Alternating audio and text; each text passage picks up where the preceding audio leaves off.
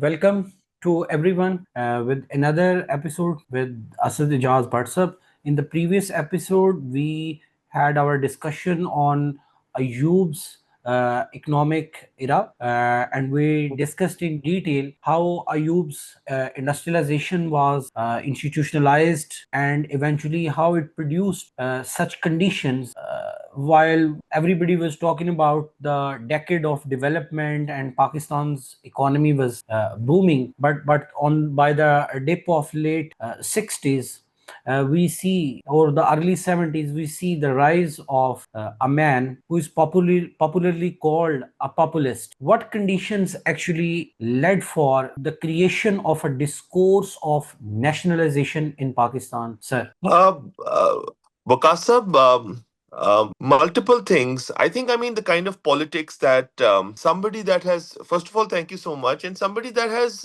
explained this very well is somebody called Saeed Shafkat, who's a professor at Forman Christian University in Lahore, who's done good work on the conditions, early Bhutto period, and the conditions that led to nationalization and Bhutto wanting to sort of expand the public sector in Pakistan. So his ultimate idea of Islamic socialism. But in either case, and this is perhaps something that Saeed Shafkat would also agree with, is the idea that one was this background that other people have also spoken about is this background of the fall of Dhaka, which is very important to understand. Chunki in the early phases, Bhutto was trying to sort of restructure the state and join the pieces, and basically idea ये था कि the state had to be jealously guarded और वो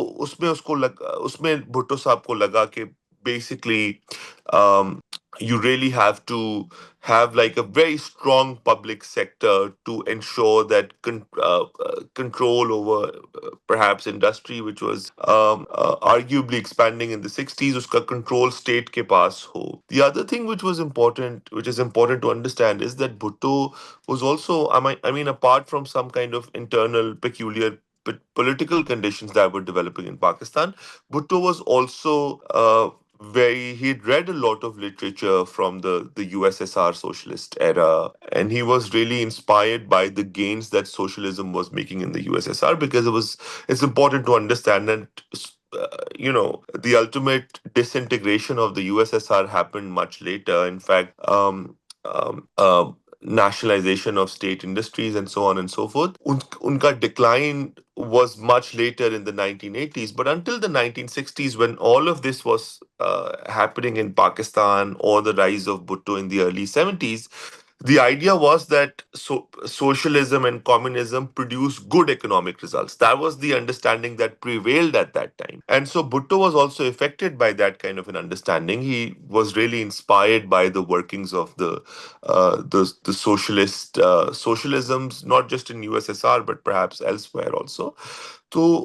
But in a lot of his speeches, he kept on saying one thing, that I don't want to establish an absolute Marxism in Pakistan. What he wanted to essentially do was to have Marxism, but also retain the political gains that he would get out of implementation of an Islamic system, which declaring Ahmadis non-Muslims and banning of alcohol and so on and so some other steps that he took. Basically, also at the same time when he was moving towards the socialism, moved Pakistan towards an Islamic polity also. And so somebody in his party advised him to call it Islamic socialism. But in either case, he was inspired, in my opinion, he was inspired by the socialist world. He was inspired by politics in the USSR. He read literature about it.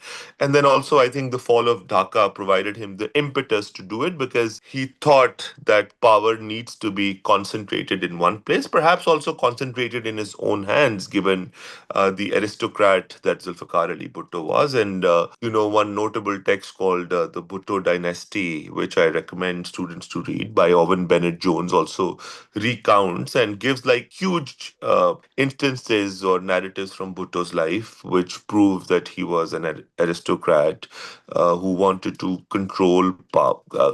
concentrate power in his own hands. तो वो established fact है about Zulfikar Ali Bhutto. And so given that background also, I think nationalization became, because at the end of the day, अगर आप इसको समझिए तो I think at one point Bhutto would have started feeling that the only challenge he could face was from the wealthy industrialists.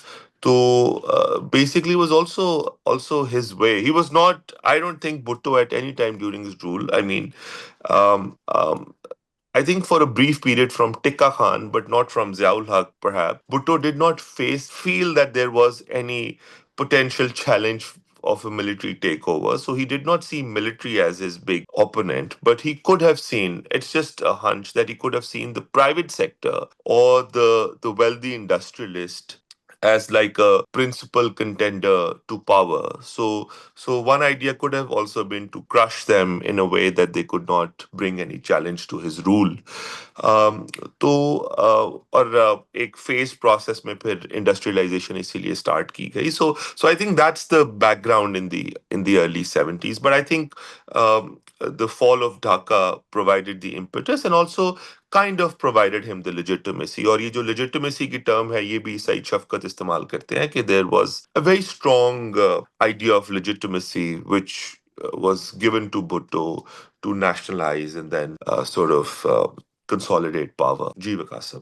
Okay, what I understand is that the conditions obviously favor for a new project to consolidate the state power, and it gave Bhutto a command to do whatever he wanted to do. And actually, he came up with the idea of Islamic socialism. Right. So I'm just curious to know what it means to be called this ideology as Islamic socialism. What was the relationship he had found between Islam and the socialism? Mukasab, something that needs to be understood, which Aisha Jalal Sahiba also says, is that there is a slight difference between secularism, which students need to understand, and being anti-religion. The kind of polity that Joseph Stalin built in Russia was very anti-religion. That religion, essentially, the practice of religion is forbidden. But this is contrasted with something called being a secular, which essentially means that people can choose what religion they want to practice, and people can also perhaps choose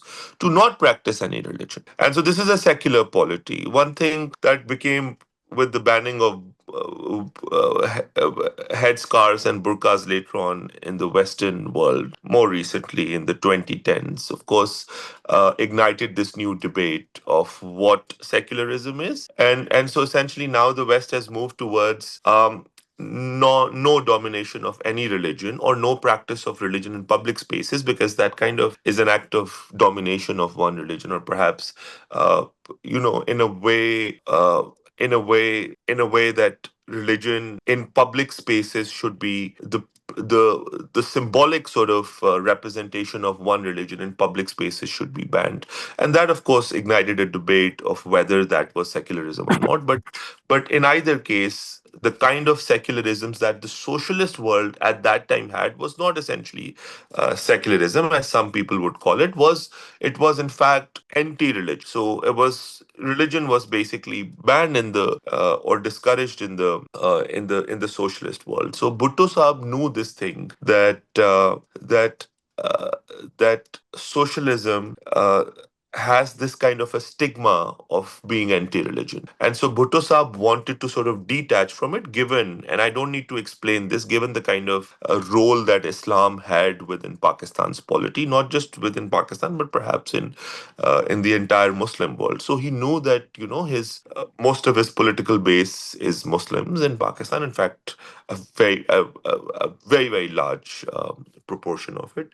So he understood that my politics would be badly affected if I adopt an economic system which is stigmatized as being non-Islamic. So some of his party leaders then gave him the suggestion that you have to tell people about the ideas of Karl Marx and tell people that this would be a Marxist system based on the provision of services and roti kapda makan, elimination of income inequalities, and so on and so forth. So the state would be a benevolent state which would provide people all these services. And Bhutto Saab also implemented a lot of large scale projects, which Shahid Javed Burki in one of his books called grand solutions. So he was implementing his idea of these grand solutions also. So all of these were very egalitarian policies, as you would call it. But at the same time, something that needs to be understood is that he wanted a Marxist economy, but did not want the kind of absolute Marxism or absolute communism that was implemented in USSR or elsewhere at the time. So he did not want to sort of give a wrong impression or sort of implement the kind of Marxism which had a connotation that it's non-Islamic. तो उस connotation को remove किया उन्होंने. He detached himself from that connotation that Marxism is non-Islamic. आपको शायद पता होगा कि communism at that time was being everywhere was being really targeted by the mullahs everywhere, especially in Pakistan. और इसको काफिर का निजाम कहा जा रहा था. तो भुट्टो साहब knew that it would be very hard for him to explain to his people that not all Marxism is un-Islamic और ये काफिर का निजाम नहीं है. So instead of doing so, he added a prefix to his socialism plan, and the prefix was Islam, and he then started calling it Islamic socialism. And I think in some of his speeches, he eventually said that, I'm in love with Marxism, but I disagree with the atheistic sort of tendencies of Karl Marx. And so Karl Marx did not And believe he in sort of religion, but tried to explain the economic, purely the economic aspect of the socialism exactly. of the Marx.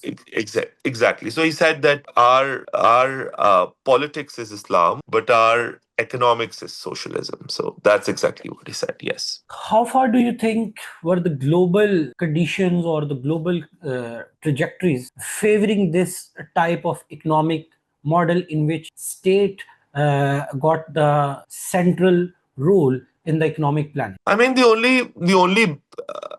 only two big models that, or perhaps the only three big models that Bhutto Saab could have read about and Bhutto Saab could have been inspired from, and the three that were successful at that time were one, of course, the USSR model, the other was the Yugoslavian model, and the third was the Chinese model. And these were the three big, socialist models at the time. Mao was there in China. Um, I think Bhutto Saab, if I'm not wrong, I could be wrong, but the students could fact check this, was inspired by one of the Russian leaders. I think it was Gorbachev or one of the Russian leaders at the time that Bhutto was really inspired by. So I think at numerous occasions he'd expressed that I want the kind of politics that, of course, he was inspired by Marx also, but he was inspired by one of the Russian leaders. I keep forgetting the name, and he said that I want to have a politics inspired by him.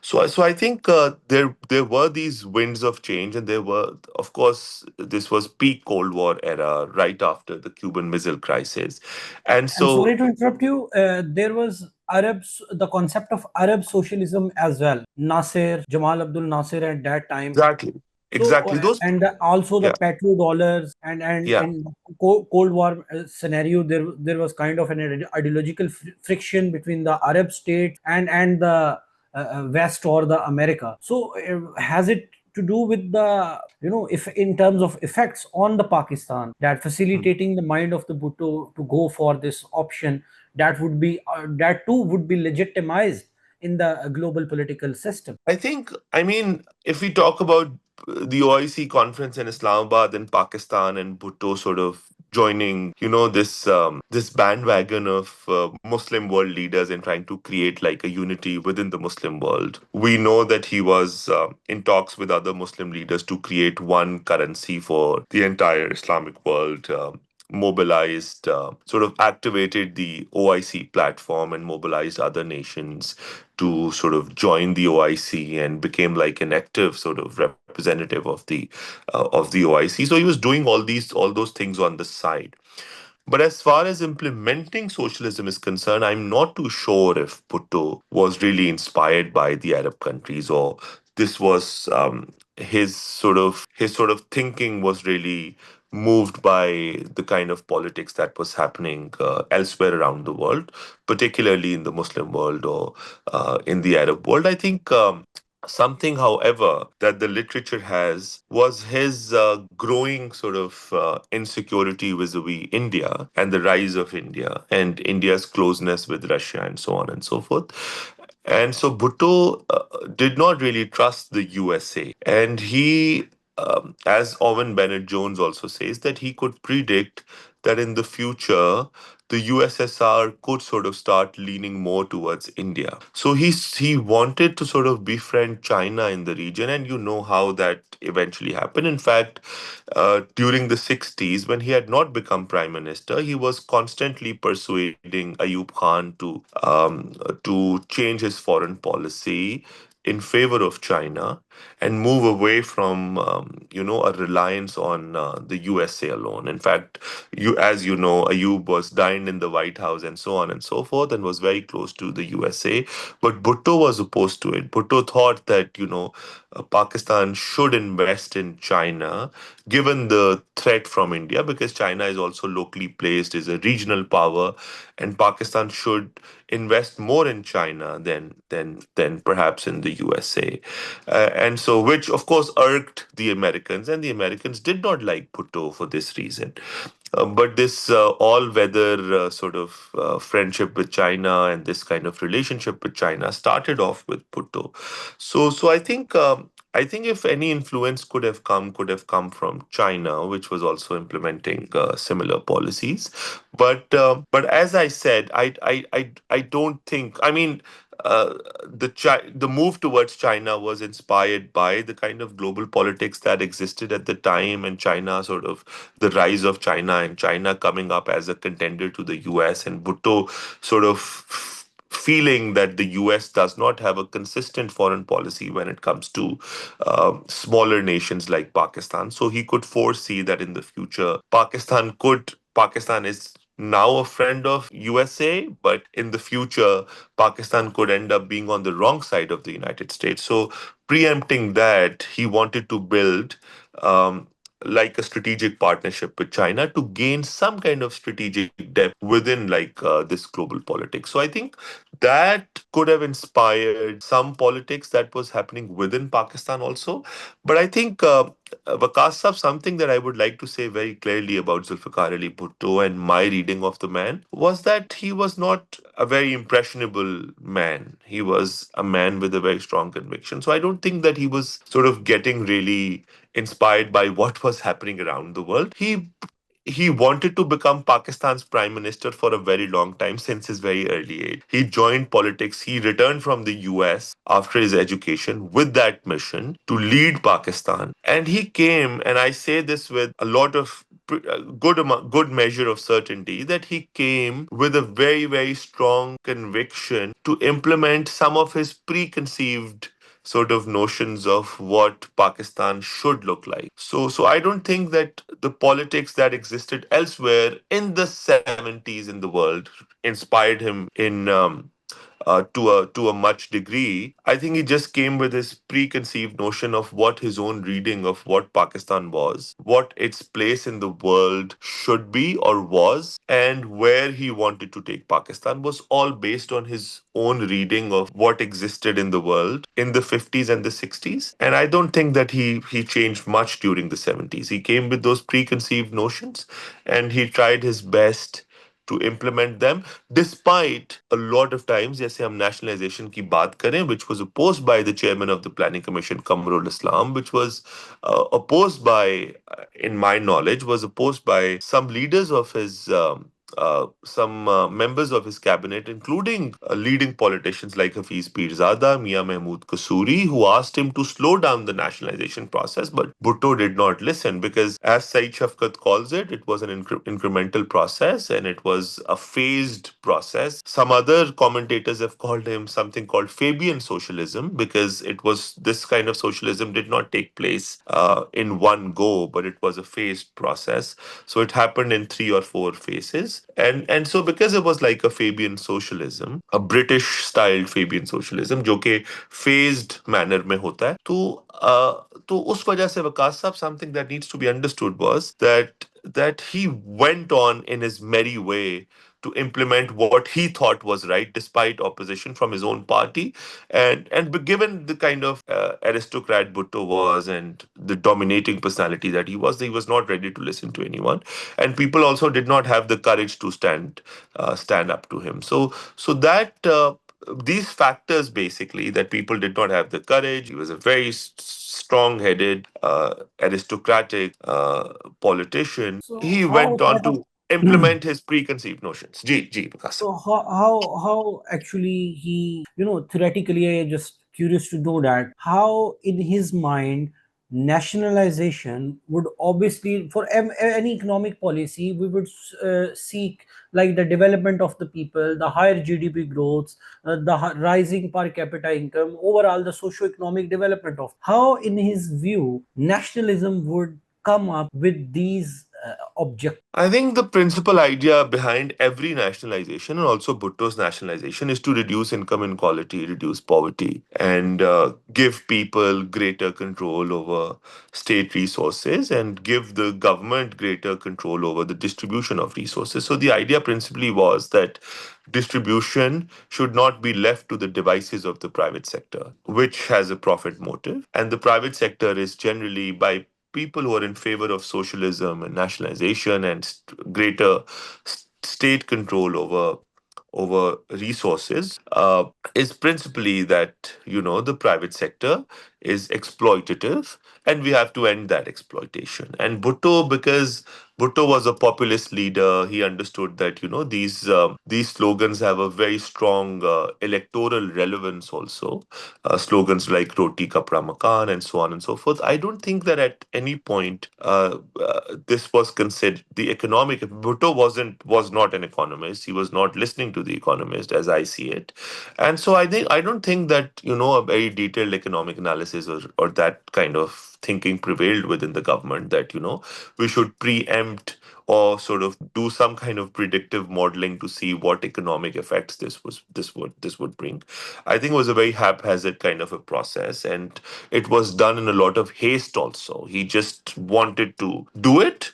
And like I said, it was a preconceived sort of understanding of Zulfikar Ali Bhutto that this would eliminate inequalities, this would reduce poverty, and this would also be a popular move. So it would enable him to consolidate more power, elongate his rule, and become also popular within the masses, who would now see that Bhutto really challenged the growing private sector, dismantled their control, also eliminated this cycle of exploitation in Pakistan. So all those things were very popular slogans, which would have expanded his control over the economy, expanded his uh, popularity and political base also. So I think all those factors would have led him to just go on with it, and he literally went on with it without much consideration of what economic effects it would bring. But and also I think Bhutto, the kind of politician that Zulfikar Ali Bhutto was, I think he had read a lot of politics, but my understanding is that he'd not read a lot about economics. So he understood the political relevance of most of these things, but I'm not fully sure if he really ever considered the economic effects of nationalization, or what economic effects nationalization of medium-sized industries, which was principally what he initially nationalized, have brought in other parts of the world. So, So he had so actually no, we can say a clarity of the objectives, or had he had any model in his mind where medium-sized national industries nationalization has led to sort of reduction of poverty or the more fair and distributive justice in the society. I think Pakasa, something that needs to be understood is the collective sense that prevailed at the time, and the kind of knowledge that generally, not just within Pakistan or not with Zulfikar Ali Bhutto, but elsewhere also, because everywhere across the world, this was the first time implementing any kind of communism. I mean, even within USSR, communism was a fresh experiment, and so nobody could say with certainty what results it would bring because we were going through it. A lot of studies have now documented or dissected the communist era in the USSR post 1991 because we had the results available to us to do that analysis. But in the 1960s, when we were passing through it, everybody or all political leaders developed different perceptions of what communism is, what it would bring, and so on and so forth. And so I think I would not blame Bhutto for it because he did not have any ready results or numbers to really, say definitively what economic impacts communism brought elsewhere in the world. Well, a person is trying to, altogether change the trajectory of the economic sectors and the management of the economy from the highly industrialized, privatized, or modernized version of a Ayub, and you are coming into a altogether different contrast because in the last talk you also mentioned that कि पाकिस्तान में ये जो एक trend start हुआ that every rich person must be exploiter, must be corrupt, and must be, or and what we saw that the day the state acted against Malik Riaz and all his property a while ago, or like a week ago. So the very same sentence came in my mind of yours when you mentioned that it was a kind of it was considered as a purge on the economy because 31 industrial units were nationalized in the first phase. Then came the insurance sector, the shipping sector, rice, flour, cotton, and then came the turn of the commercial banks, then came the turn of health, transport, small scale services. So all of this was done without any empirical case study or the basic economic homework. So I would also add one more smaller question. Have you have any idea or have you read somewhere who were in his economic team? Who were the people who were giving him that confidence of doing such massive overhauling of the economy? You'd be surprised to know this. Perhaps nobody. I mean, like I said, that it was one man, which is how most populists are. There was one populist, even perhaps arguably bigger than Bhutto, was leading Pakistan between 2018 to 2022. He did not listen to anyone. Bhutto did not listen to anyone, and that's the kind of hallmark of most populists that they don't listen to their cabinet. Their cabinet members only say things that they want to hear. And Bhutto had the same weakness as I would call it. Mubashir Hassan was Bhutto's close aide, and he was the finance minister during most, I think, perhaps during all of Bhutto's rule, but I'm not fully sure about it. But most of his rule, and Mubashir Hassan was kind of, I mean, I've read some of his statements in support of nationalization, but he's also cautioned Bhutto. I would carefully say this. I would not say that he opposed it, but he also cautioned Bhutto. Like I said, Hafiz Pir Sada, other members of his cabinet, chairman of the planning commission at the time, and during our conversation about Ayub era, we discussed in a lot of detail about how planning commission was one of the stronger institutions at the time because of our backdrop of 5-year plans. One thing that Waqas Sahab, I would like to mention, and I think you said that this was a contrast to the Ayub era, and somebody had the confidence without any empirical basis to really change the overall structure of the economy. And so I think one thing that needs to be kept in mind was that Pakistan was already tilting towards some kind of socialism in the 1960s because the 5-year plans that we were implementing starting in 1955 were essentially a socialist idea because we were we were going towards something that economists call a planned economy, which is at the forefront of a socialist economy. So we were already planning our economic enterprise within the economy with a very strong regulatory control over the private sector. But I would say that you are right in the sense that Bhutto did a lot of things in haste. It was a haphazard process, and he really expedited Pakistan's transition without much consideration towards a socialist economy. And I completely agree with you that this should have been done more carefully with a lot of consideration given to the economic effects. The economic effects, by the way, Waqas Saab, something that I would like to point out for the students were mixed to begin with, which is also a background that needs to be understood, which gave Bhutto the confidence to then start nationalizing other sectors also. अगर शायद initially ही एक बहुत बड़ा backlash मिलता या एक initial failure मिलता it could have deterred him. I mean, given Bhutto, I'm still confused whether I should say this, given that he was a man of a very strong conviction and somebody who would not listen to other people and do what he thinks was right, which can also be evidenced through the 1977 elections and how he went on to, uh, I would, as other people have cited, rig the elections despite a lot of people cautioning him and so on and so forth. So he was a man who would do who would just blindly implement his own ideology, his own ideas about politics and so on and so forth. So he was not a man who was easily advised. I would say this. So I think despite knowing this, if he would have met initial failure when he started nationalizing industries, he could have. There is a possibility that he could have, if not fully deterred, he could have perhaps changed the course of his nationalization plan. But that did not happen, and he went on to do it on an incremental basis, as Said Shafkat calls it, because he found initial success.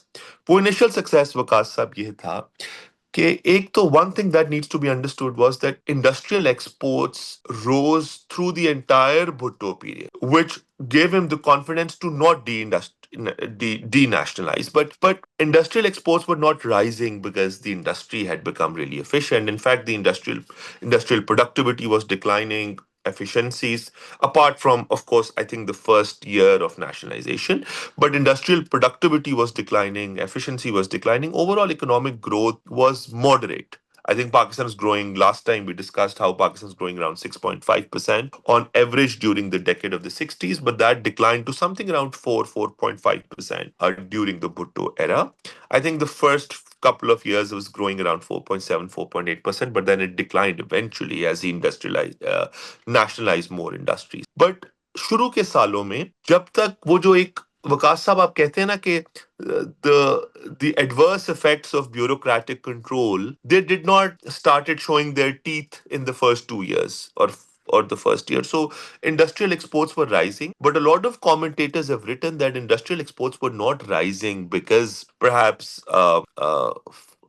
of rising industrial productivity or Pakistan establishing exploring new markets around the world, or exporting high value added products. None of that was the factor. The only big factor was that during the same time when industrial exports were increasing, Pakistan had devalued its currency by something around 56%, which was and this is a devaluation vis-a-vis gold, not vis-a-vis the US dollar. I read somewhere a long while ago. So because devaluation vis-a-vis gold, Pakistani rupee was losing value, and you need to. I don't know if everybody understands economics, but if a currency is devalued, it becomes cheaper for people sitting. So for people importing your products in other countries of the world, it becomes cheaper for them to import. So when the price goes down, they start demanding more of your products.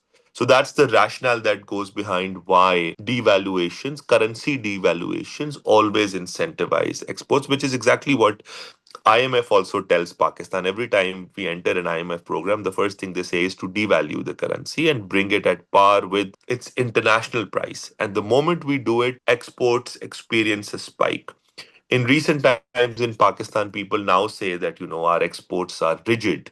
They do not budge even though the government devalues. But I think devaluation and rise in exports had perhaps a stronger relation in the 70s.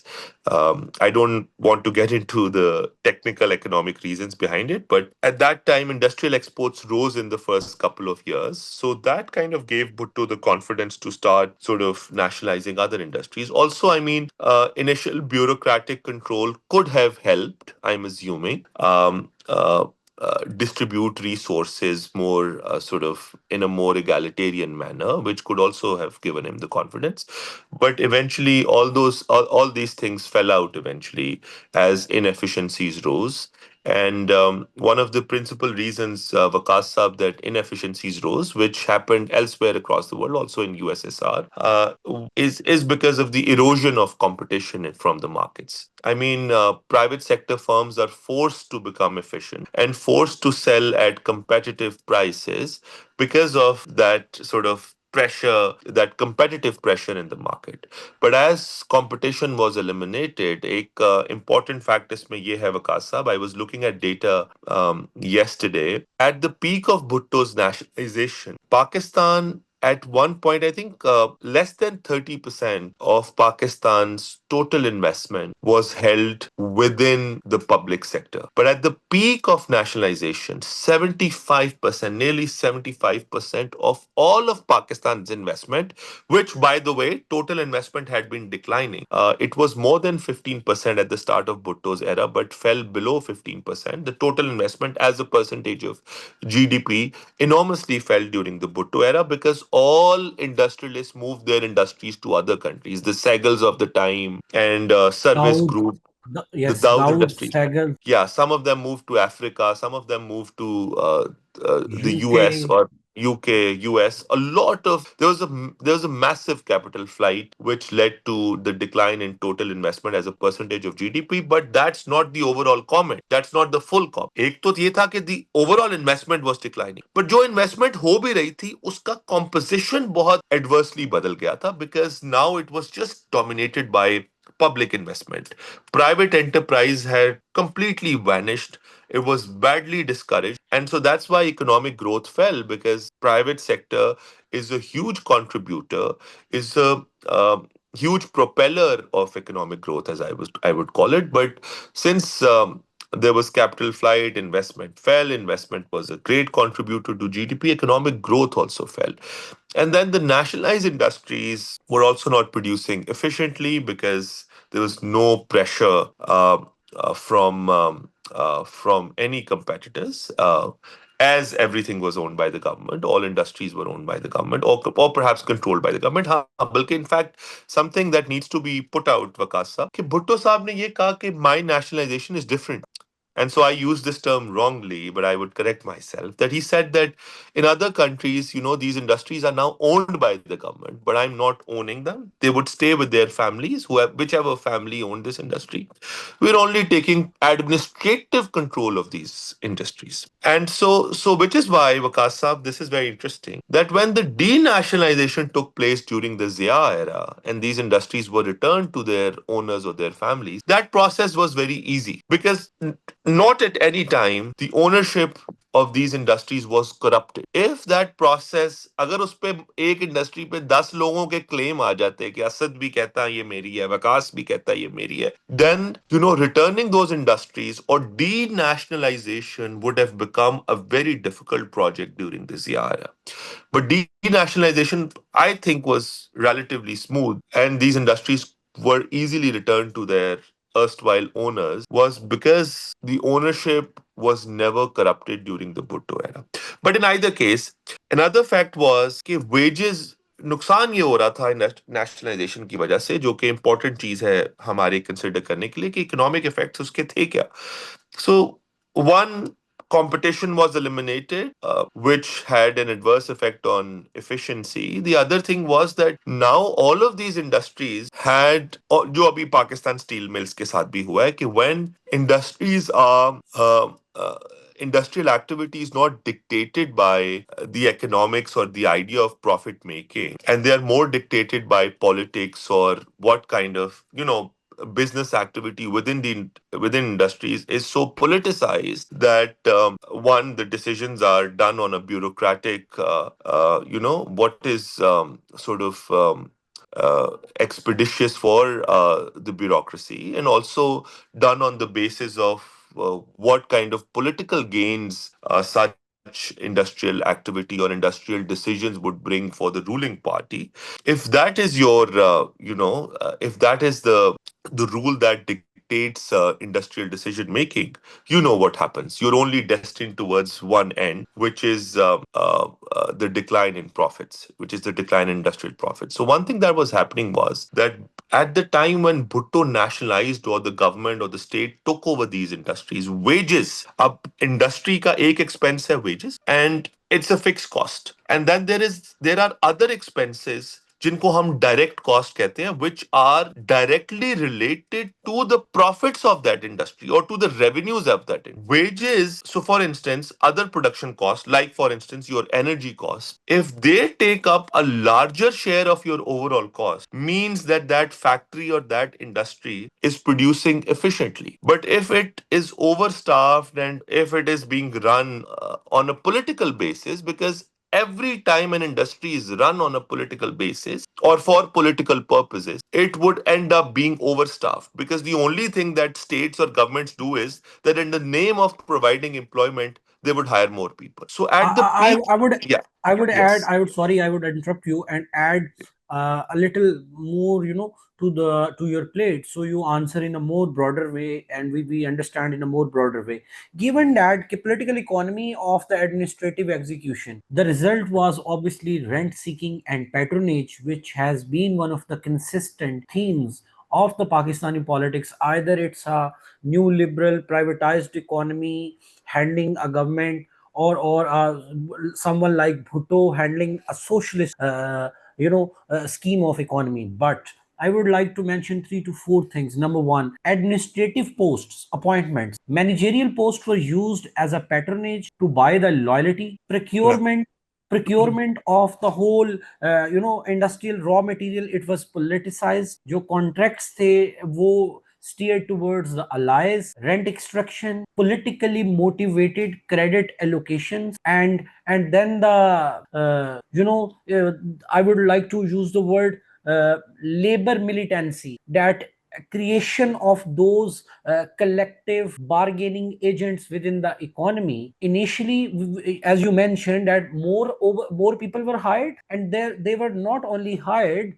but rather they gathered themselves as those collective bargaining agents, and which we today even see that whenever there is a talk of privatization of those state owned enterprises which have been consistently making loss, we see there is a strike, we see there is a bhook hartal, there is something else, that itne log berozgar ho jayenge, and the unions come up, and then they pose a structural holder, and then especially Pakistan People's Party and other political parties, they just barge on this sentiment, rightly or wrongly, and they use it to just deter the reforms either proposed by the IMF or government want to have them oneself. It